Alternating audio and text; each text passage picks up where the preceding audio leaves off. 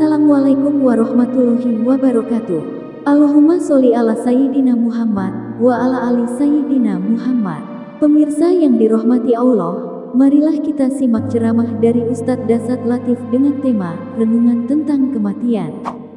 Sebelumnya marilah kita perbanyak sholawat minimal 1000 kali sehari, agar hidup kita penuh barokah dan mendapatkan syafaat kelak. Jangan lupa berikan dukungan kepada channel kami dengan memberikan super thanks seikhlasnya. Marilah kita doakan semoga Ustadz Dasat Latif sekeluarga dan para penonton YouTube ini diberikan kesehatan dan diberikan kebahagiaan dunia dan akhirat. Amin ya robbal alamin. Renungan buat kita. Ada semua WhatsApp tato? Ada semua itu grup WhatsApp. Pasti ada semua. Itu dalam satu bulan berapa kali kita terima ucapan innalillahi wa inna ilaihi rajiun. Coba beda. Saya itu hampir sepertinya tiap pekan ada masuk innalillahi wa inna ilaihi rajiun. Innalillahi. Dan saya pelajari, oh begini rupanya kalau mati ki. Ada yang ikut bela sungkawa, nah tulis ayat, nah terjemahkan lengkap dengan doanya. Yang paling sial, nah copy paste saja. Coba begitu nasibnya nanti kalau mati ki.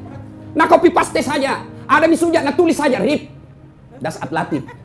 Begitu padahal tiap hari sama-sama minum kopi itu. Ditraktir poin coto. Begitu mati gitu gina tulis RIP Dasat Latif. Takut nih. Sudah itu besok nah hapus mina mata di WhatsApp. Takut nih terima itu WhatsApp tak. Nah hapus. Begitu bapak masuk, ki buru, ewaya demo. Temanmu yang kau junjung selama ini, saudaramu yang kau puja-puja selama ini, pejabat yang kau junjung selama ini, kadang-kala kau hinakan dirimu demi jabatannya, mati kau. Masih ingat kau? Nah perebutkan di jabatanmu. Ini hadis selalu kita ingat, kita hafal dari kecil. Kau mati no matu telu tu mantara kau. Kalau kau mati nanti ke alam kubur 3 yang antar kau kata Nabi. 2 yang kembali, 1 mami temani kau.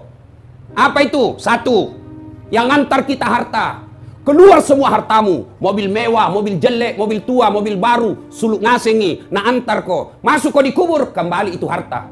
Jangankan mobil, cerek maka tinggal teriak itu istrinu, cerek, alay. Cerek.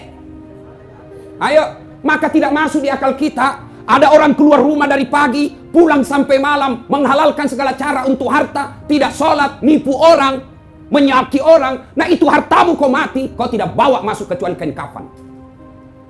Baru-baru kita lihat tokoh-tokoh orang meninggal. Meninggal istrinya SBY, tokoh, orang kaya. Masuk kain sutra, tidak, kain kafan. Apa dipakaikan minyak-minyak? Hugo Boss, Angelman, TAI, apa, kapur barus. Pakai sutra mati, tidak. Meskipun kau kaya bukan sutra dibungkuskan kau, kain kacu, balacu. Ini muka tak? Bu-ibu yang di-bleaching tiap hari. Habis itu, habis uang ratusan ribu pergi salon, takut ki keripuk mata tak? Capuk mana roduit tamak salon, mati ki ini pipita siapa punya bagian, cacing. Nah, gorok masuk itu di hidungmu. Nah, gorok masuk di telingamu, masuk di matamu, kembung perutmu. Itu bodimu yang kau selalu kau pelihara. Biar kuku pergi tong ini pedi menikur. Ayo. Yang kedua, kata Nabi yang mengantar kau, keluargamu. Keluarga sampai jadi sudiang. Masuk, pulang. Mana mama waktu tak dua anak muda na gombal ki, gunung kan kudaki, lautan ku seberangi. Masjid kau lewati. Masjid di masjid, ibu mati ki besok-besok. Kira-kira mau masuk di kubur itu suami tak? Jangan dulu masuk. Nah temani maki saja di atas kubur tak sampai malam besoknya. Bikin tenda di situ. Mau kira-kira? Dek memang nah mati ki mak bene sih. Dan ini memang tidak salah. Ya demu. Masuk di kubur sudah, hadapi dirimu sendiri. Dan yang ketiga mengantar kita amal. Ini. Begitu masuk maki di kubur, 3 yang ngantar, 2 pulang, 1 temani ki.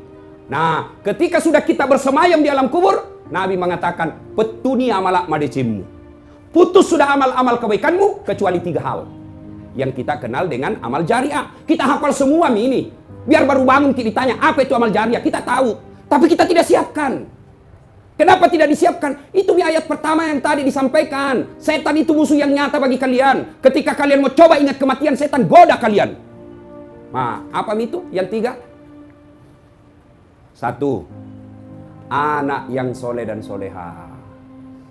Ibu-ibu, kalau mati kira-kira masuk maki di kubur, siapa doakan ibu? Suami tak. 3 bulan mengawini lagi. Ada temanku pergi haji 2011 yang lalu, sama-sama ke haji. Meninggal istrinya, bengkak matanya. Barusan datang ada kulihat laki-laki sampai bengkak-bengkak matanya, meninggal istrinya. Wih, rasanya Ustaz, ini apa yang saya dapat ini semua ini istriku, luar biasa. Rasanya hilang ini semangat hidupku. Dalam hatiku, hebat nih di bapak, nah saya nih istrinya. Beberapa bulan kemudian pika jogging di lapangan Karebosi. Ada nih jalan-jalan sama cewek. Muda, nggak pakai jilbab, panjang rambutnya. Ku tanya, Aji, siapa itu? Dia bilang, yang baru, Ustaz. Oh, nakal lupai mah kolakenmu. Berurusan kau dosamu, suamimu enreyen di kamar. Nah, maka yang doakan kita anak, Ji. Coba kita, saya mohon, jauh saya saja.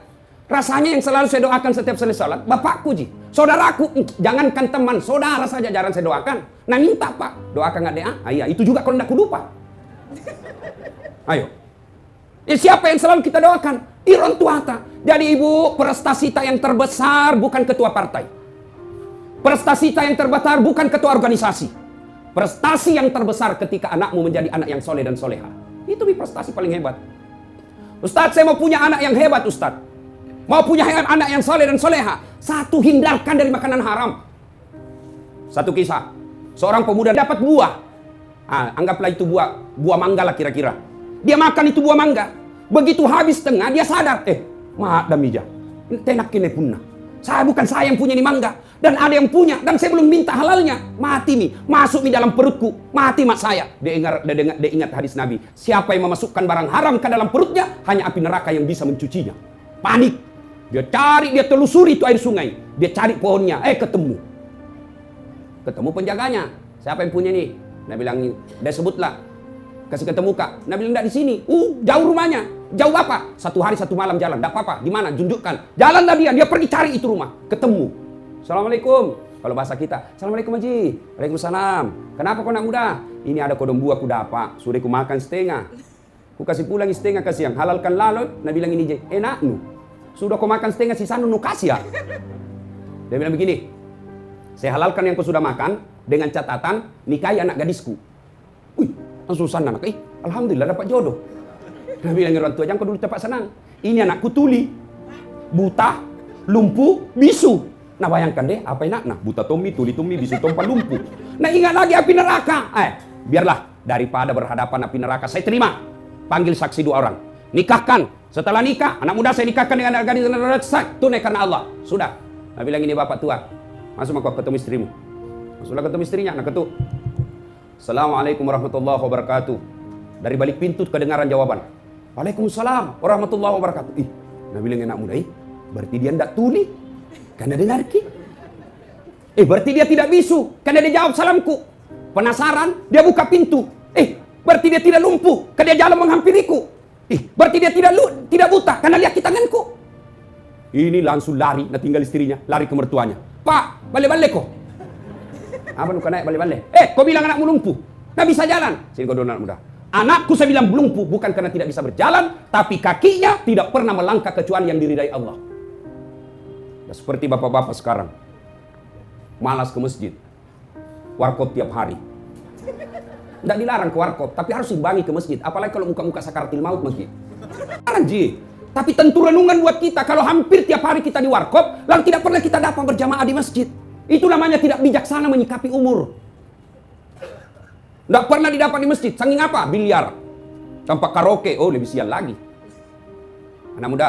Anakku saya katakan bisu bukan karena tidak tahu bicara. Tapi mulutnya tidak pernah mengucapkan sesuatu yang tidak ada faedahnya. Tidak seperti ibu-ibu sekarang. Kalau duduk saking gosip saja nak kerja. Mana nak kena gosip tonga sumpahin. Lewat ke tadi ada tongku dengar dia bilang itu ji baju waktu di YouTube. Alhamdulillah. Kenapa aku susah kok? Saya pakai baju kau yang sibuk. Lalu kenapa kau katakan anakku buta, anakmu buta? Anakku saya katakan buta, bukan karena tidak bisa melihat, tapi matanya tidak pernah melihat sesuatu yang haram. Perisa ngaseng HP tak. Kadang-kala itu kita bercanda Pak, share-share foto porno. Kita anggap itu tidak berdosa, kita canda-canda. Share foto yang tidak nutup aurat. Selama itu video dan foto beredar, meskipun niatmu katakan canda, tidak boleh bos. Niat dan cara harus sama-sama baik. Niatku bukan bercanda Ustaz. Iya canda, tapi itu bedanya orang beriman, candanya tidak menyesatkan orang lain. Lalu kenapa Pak kau bilang anakmu tuli? Anakku saya katakan tuli, bukan karena tidak bisa mendengar, tapi telinganya tidak pernah mau mendengar yang bukan urusannya. Dia suka nguping. Nah bilang anak muda, baik itu paling itu anak muda, baik sekali anakku. Sebenarnya banyak yang lamar, cuma belum ada sesuai standar. Kenapa paling saya kupilih? Saya yakin kau pasti orang baik. Buah saja yang jatuh nyata-nyata orang menghalalkan, kau masih takut. Berarti dalam dirimu tidak ada darah daging barang haram dalam dirimu. Sudah bina, udah, jangan kau aja bicara, masuk ke cepat istrimu. Masuk istrinya, lompaki istrinya. 1 tahun kemudian lahir anaknya. Dan anaknya dikasih nama Abu Hanifah. Itu yang pakar hukum sekarang, yang ilmunya sampai dipakai ilmunya sampai sekarang. Bapaknya mengalir terus amal-amalnya dari anaknya yang cerdas. Tidak ada gunanya anak profesor kalau dia hanya ilmunya menyesatkan orang. Tidak ada gunanya.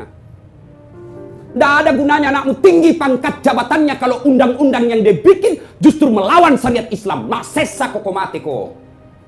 Kan ditanya kau punya pertanggungjawaban. Masuk mako dikubur, hei itu anakmu, lihat itu anakmu, itero pangkegoran anakmu. Maka disitulah prestasinya seorang ibu selalu mengingatkan anaknya. Sayang 1000 sekayang sekarang. Coba. Kalau anak-anak sekarang Pak, saya tidak cemas soal otaknya. Enggak Pak, macam-macam anaknya maku kue. Cerdas Pak. IP-nya itu mahasiswaku Pak, rata-rata 3 ke atas.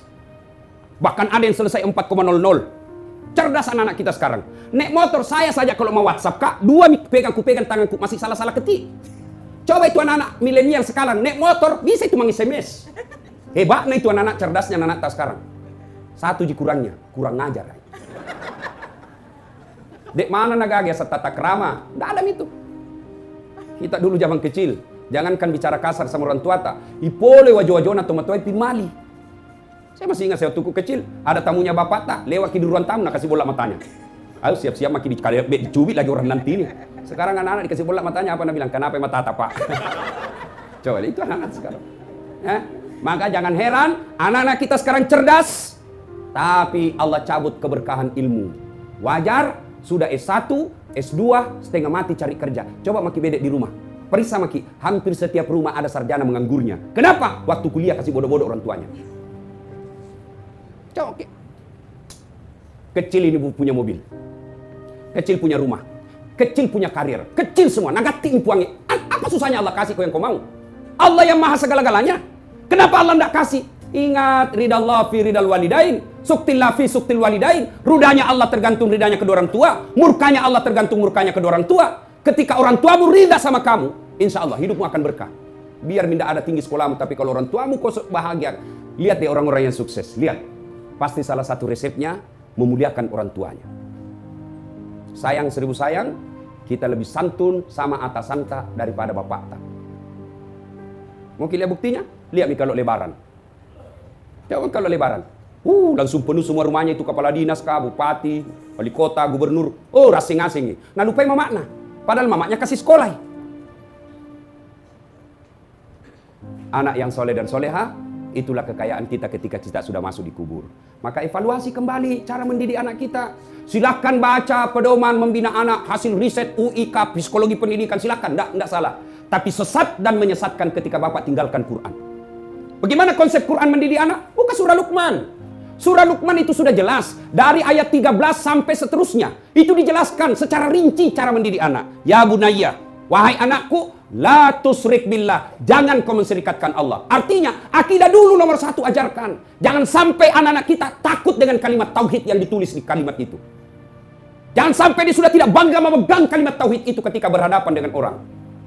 Dipertanyakan tauhidnya, keberaniannya. Itu dulu. Tidak usah soal makan. Kita ini orang tua. Kalau mendidik anak, cemas soal makannya anak tak.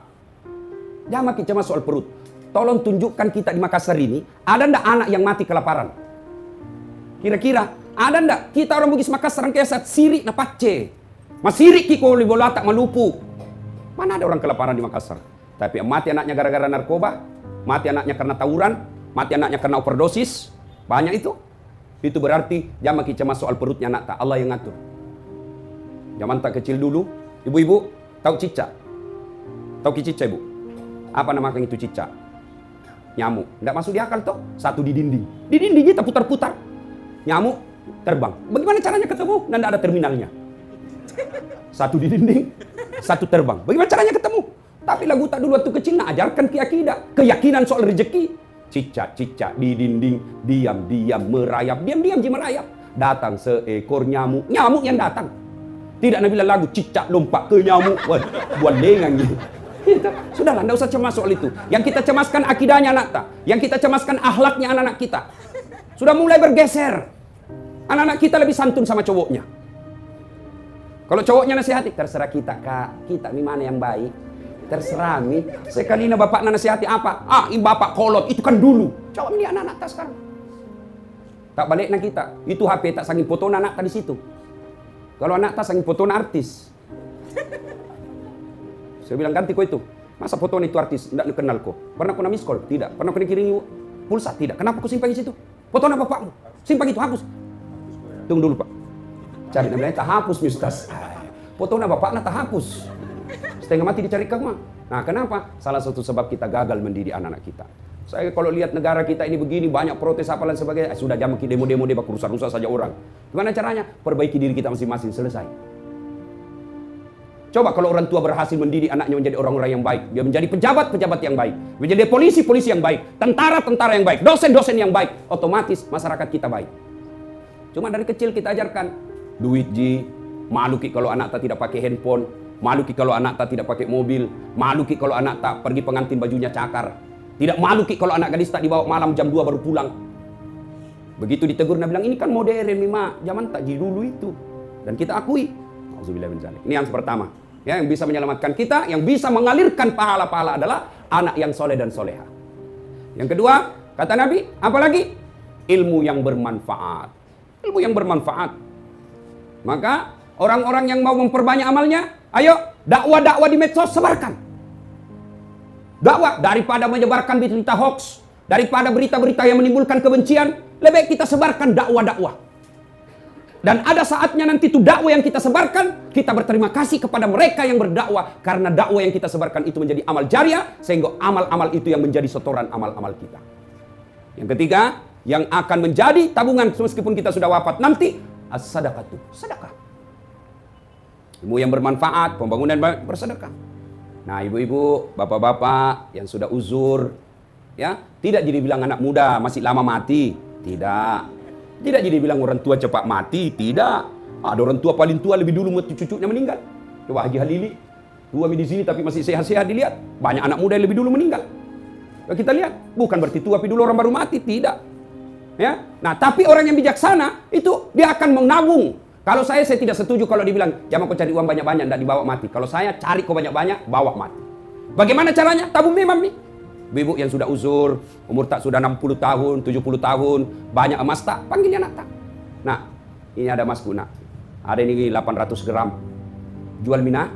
Nah, itu ada masjid di kampung, bangun kau itu masjid nak. Bawa mi. Sudah itu beli kamak emas palsu, yang palsu mau. Enaknya itu jadi orang kaya, biar palsu. Nah bilang tunggu orang asli. Coba mi kalau orang-orang kaya pakai, orang bilang bagus nak tahu, pada palsu itu. Kalau kita orang miskin biar asli, apa nak bilang? Di mana tongko dapat? Sudah, lebih baik itu orang yang menyikapi harta dengan bijaksana, dengan tepat. Begitu usianya mulai senja, sudah, itu nak ada ruko.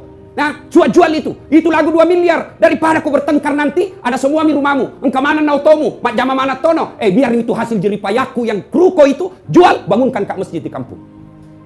Itu yang akan kita nikmati. Maka bersedekahlah, bisa sedekah dengan tenaga, bisa sedekah dengan jabatan, bisa sedekah dengan pemikiran. Nah, ada masjid kita bangun, oke? Nah, saya pejabat, maka saya bikinkan aturan atau IMB mempermudah. Itu sedekahnya di situ. Saya orang kaya, ayo sedekah kau dengan hartamu. Coba lihat almarhum Andi Sose. Rasa-rasanya tidak ada orang seperti beliau yang membangun masjid.